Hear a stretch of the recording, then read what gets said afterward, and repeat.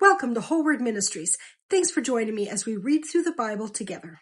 In this session, we'll be reading Genesis chapter 26 from the English Standard Version.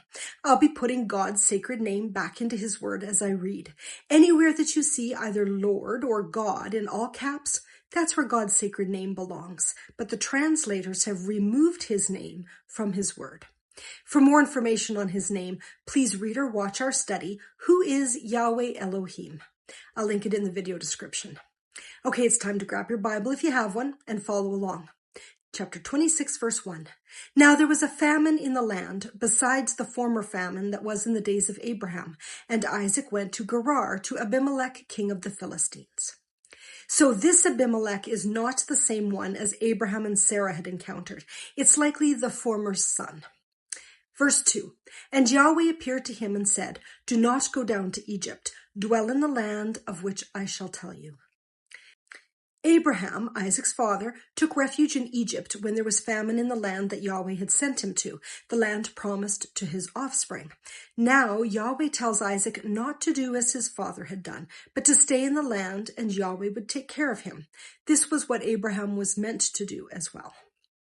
Verse 3, Sojourn in this land, and I will be with you and will bless you. For to you and to your offspring I will give all these lands, and I will establish the oath that I swore to Abraham your father.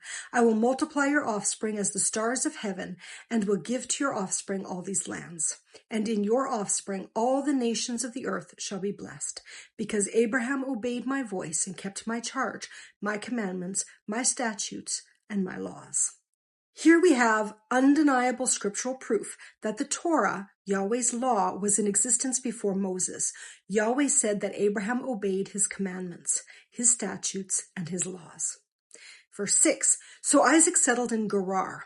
When the men of the place asked him about his wife, he said, She is my sister, for he feared to say, my wife, thinking lest the men of this place should kill me because of Rebekah, because she was attractive in appearance.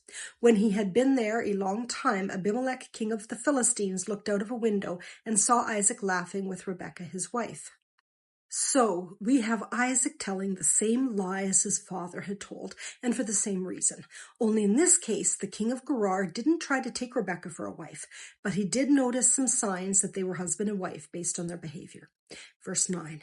So Abimelech called Isaac and said, Behold, she is your wife. How then could you say, She is my sister? Isaac said to him, Because I thought, lest I die because of her. Abimelech said, What is this you have done to us? One of the people might easily have lain with your wife, and you would have brought guilt upon us. So Abimelech warned all the people, saying, Whoever touches this man or his wife shall surely be put to death. And Isaac sowed in that land and reaped in the same year 100-fold. Yahweh blessed him, and the man became rich and gained more and more until he became very wealthy. He had possessions of flocks and herds and many servants, so that the Philistines envied him. Now the Philistines had stopped and filled with earth all the wells that his father's servants had dug in the days of Abraham his father.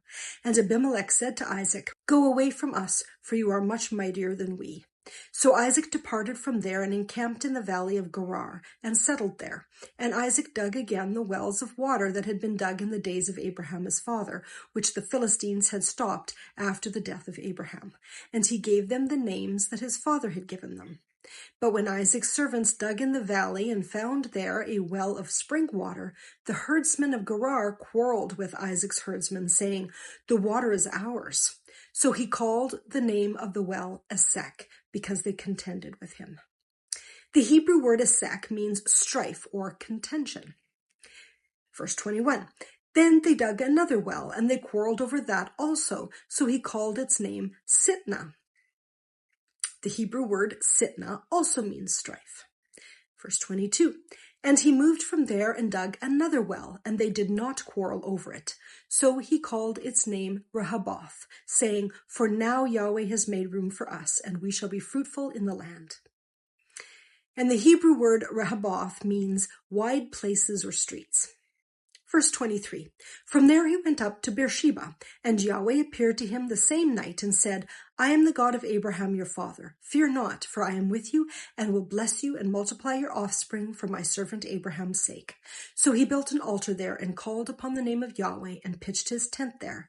And there Isaac's servants dug a well. When Abimelech went to him from Gerar with Ahazath his adviser and Phicol the commander of his army, Isaac said to them, Why have you come to me, seeing that you hate me and have sent me away from you? They said, We see plainly that Yahweh has been with you. So we said, Let there be a sworn pact between us, between you and us, and let us make a covenant with you, that you will do us no harm, just as we have not touched you and have done to you nothing but good and have sent you away in peace. You are now the blessed of Yahweh. So he made them a feast, and they ate and drank. In the morning they rose early and exchanged oaths, and Isaac sent them on their way, and they departed from him in peace. That same day Isaac's servants came and told him about the well that they had dug, and said to him, We have found water. He called it Sheba, therefore the name of the city is Beersheba to this day. When Esau was 40 years old, he took Judith, the daughter of Beeri the Hittite, to be his wife, and Basemath, the daughter of Elon the Hittite, and they made life bitter for Isaac and Rebekah. Why would this have made life bitter for Isaac and Rebekah? Because they didn't want their son taking wives from the pagan Canaanites or Hittites that lived in the land. Thank you very much for joining me for this session of reading through the Bible. I hope you'll join me again for the next session when we'll read Genesis chapter 27. Shalom.